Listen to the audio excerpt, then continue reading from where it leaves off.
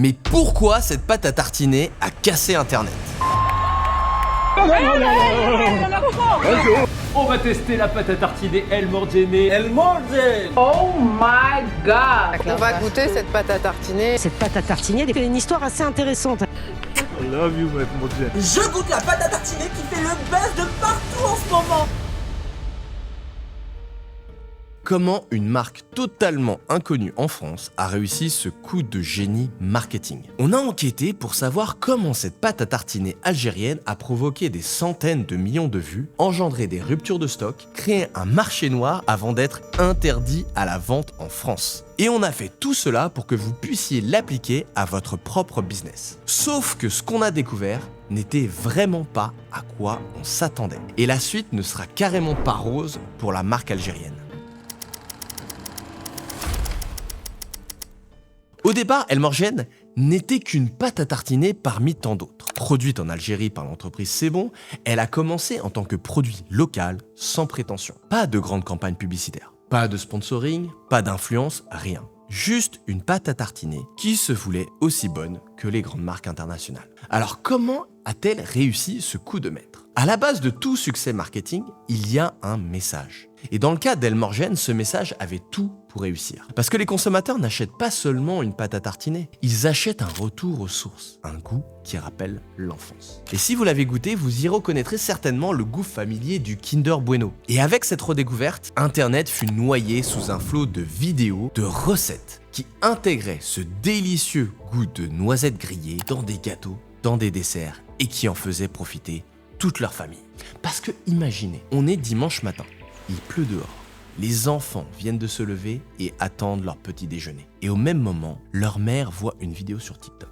Une mère dans la même situation trouve la solution pour régaler ses enfants. Et qui plus est, elle a un goût unique qui fait référence à un produit plutôt luxueux, le Kinder Bueno. C'est ce qu'on appelle les UGC. UGC pour User Generated Content, contenu généré par les utilisateurs. Cela peut inclure des photos, des vidéos, des témoignages, des recettes et bien plus encore. C'est vieux comme le monde et les gens n'ont pas attendu Internet pour en faire. C'est le principe même du bouche à oreille. Avec les UGC, personne n'essaye réellement de vous vendre un produit. Vous devenez témoin du plaisir. Et c'est cette authenticité qui attire l'attention et crée un véritable engouement. Ainsi, plutôt que d'investir des millions dans des publicités, El Morgene a laissé ses consommateurs faire le travail. Et c'est là la clé de son succès. Ces vidéos créées par les consommateurs eux-mêmes sont bien plus puissantes qu'une publicité classique, car elles sont perçues comme authentiques et désintéressées. Mais on va voir plus en profondeur quels sont les mécanismes psychologiques derrière la force des UGC. Comme on l'a vu, les UGC c'est pas nouveau. Mais avec l'essor des réseaux sociaux comme Facebook, Instagram ou TikTok, ces contenus sont encore plus visibles. Et surtout, ils ont le potentiel d'être viraux. L'industrie de la publicité l'a compris, puisque aujourd'hui, les marques misent sur l'UGC, quitte à payer des gens pour produire ce contenu. À tel point que c'en est devenu une industrie, avec des agences spécialisées.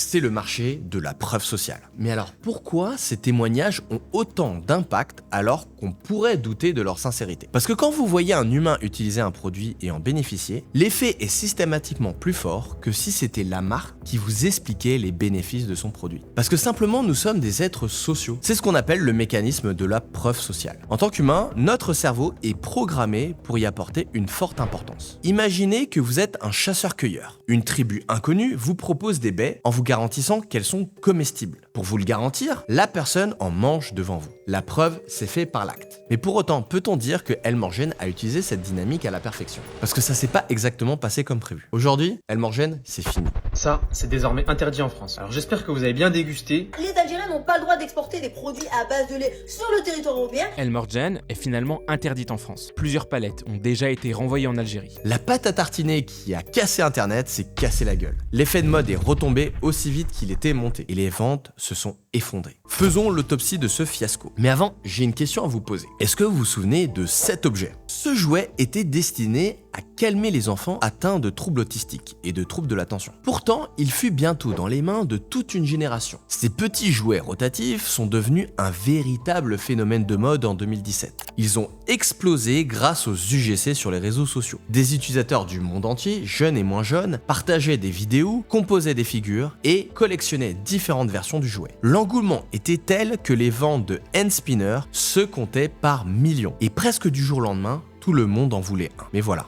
Le problème avec la viralité, c'est qu'elle repose souvent sur un effet de mode. Si les hand spinners ont connu une ascension rapide, ce fut une disparition tout aussi brutale. Quelques mois après le buzz, la tendance s'est éteinte, aussi vite qu'elle était apparue. Ça fait partie des trucs qui durent un mois et puis après plus personne n'en entend parler. C'est moins à la mode et quand on y joue une fois c'est bien, après ça énerve un petit peu. Et les fabricants qui avaient surfé sur cette vague ont vu leurs ventes s'effondrer. Mais il n'y a pas eu de backlash ou de critique majeure envers le produit. C'est simplement que l'intérêt des consommateurs s'est déplacé vers la prochaine mode. Et pour Elmorgen, ça s'est tout aussi mal terminé. En augmentant la demande, ils n'ont pas réussi à fournir tout le monde. Et ils ont été même interdits. Des conteneurs qui étaient remplis ont été bloqués au port de Marseille, laissant des millions de personnes qui voulaient tester la pâte à tartiner sans autre solution qu'essayer les autres produits. Et ça, c'était la mort pour Elmorgen. Et pour expliquer cela, il faut comprendre le second principe psychologique derrière les UGC, la curiosité.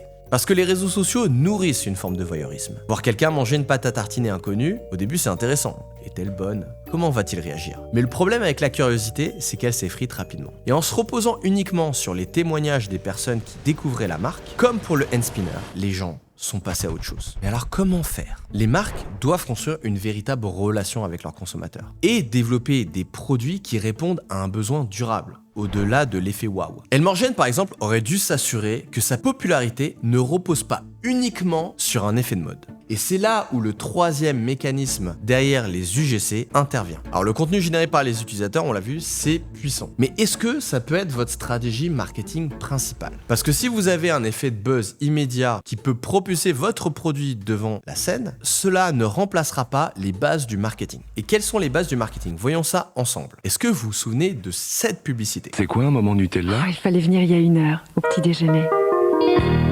You're so sweet, my baby. Leur campagne repose sur une valeur intemporelle, la famille. Dans leur publicité, le pot de Nutella devient un membre à part entière, celui qui réunit tout le monde autour de la table. Et ce storytelling tisse un lien émotionnel fort et durable avec les consommateurs. Et c'est ça le troisième mécanisme derrière l'UGC, l'autorité. Nutella est plus qu'une pâte à tartiner, c'est un élément rassembleur de la famille. Et contrairement aux céréales où tout le monde peut avoir des préférences différentes, Nutella est cette figure d'autorité qui met tout le monde d'accord. Et si vous poussez ce principe d'autorité plus loin, vous tombez dans l'influence. Car l'influence n'est rien d'autre qu'une forme d'UGC où les personnes vous prêtent leur autorité pour l'appliquer à votre produit. Alors, est-ce que ça veut dire qu'Elmorgen aurait dû copier cette approche et se repositionner autour de la famille ou faire des campagnes d'influence? Eh bien non, il est trop tard pour Elmorgen. Comme pour le hand spinner, la pâte à tartiner va retomber dans l'oubli. Car la traîne qu'elle n'a pas su exploiter est terminée. Mais ce n'est pas terminé pour tout le monde. Nutella pourrait bien s'inspirer d'Elmorgen. En créant un nouveau produit ou une campagne qui répond aux besoins émotionnels que la marque algérienne a réussi à éveiller, Nutella pourrait reconquérir son territoire. Déjà, une marque avec un produit similaire, le Nocciolata blanc, a eu des ruptures de stock dans de nombreux magasins. Ainsi, si je travaille pour Nutella, j'exploiterai le vide laissé par Elmorgen pour placer un concurrent direct, la pâte à tartiner Kinder Bueno. D'ailleurs, si vous connaissez quelqu'un de chez Kinder, on sera très content de travailler avec eux. J'en profite pour faire un message d'auto-sponsoring. Cette vidéo a été le travail du collectif Carncrea, un collectif marketing qui augmente le chiffre d'affaires des entreprises grâce aux réseaux sociaux. Notre approche est basée sur la science et sur la donnée pour analyser quelles sont les tendances afin de porter le meilleur message pour représenter votre marque. Donc si ça vous intéresse d'en discuter, en description, vous pouvez prendre un rendez-vous et ce sera avec un grand plaisir qu'on en discutera. Retour à la programmation.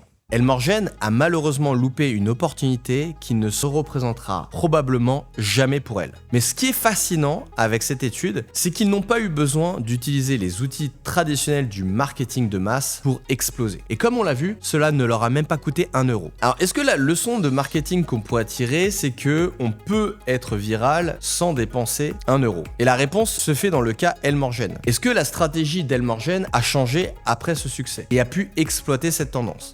Pas vraiment. Et c'est là où on voit la différence avec ses concurrents. Et si j'étais la direction marketing d'Elmorgen, je miserais sur cette expérience de dégustation partagée. Je lancerais une campagne centrée sur ce rituel matinal. Et pour lever la problématique d'interdiction en Europe, j'irai plus loin. Je ferai une émission avec le tour du monde des petits déjeuners dans le monde, pour découvrir ce que les gens mangent au petit déjeuner en famille. Parce que le marché du petit déjeuner au niveau mondial est gigantesque. Et la marque qui arrivera à être à la table du petit petit déjeuner dans le monde entier pourra changer les habitudes de milliards de personnes.